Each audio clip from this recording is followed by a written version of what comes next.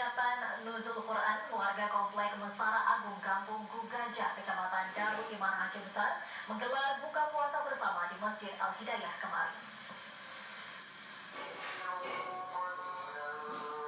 Selain buka puasa bersama, malam harinya seusai sholat tarawih juga diserahkan hadiah pemenang aneka lomba kegiatan Ramadan dan ceramah Nuzul Quran oleh Ustadz Muhajir Saripudin LCMA. Kecil Kampung Gugajah Hermin mengatakan, kenduri buka puasa bersama tersebut sudah menjadi tradisi dilaksanakan setiap dusun bila memasuki pertengahan bulan Ramadan.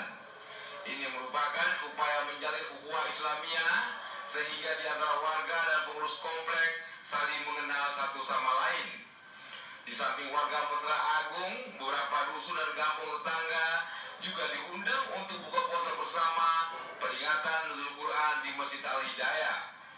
Di tempat yang sama, Imam Masjid Al-Hidayah Ridwan Sulaiman berharap kegiatan semacam ini tidak semata seremonial tanpa makna, tapi harus diisi dengan berbagai ibadah, mendekatkan diri kepada Allah Subhanahu wa Ta'ala, dan menjauhi segala larangannya. Puasa bulan Ramadan bukan sekedar menahan lapar dan haus, melainkan juga mencegah hawa nafsu dari perbuatan yang mendatangkan durhaka kepada Allah.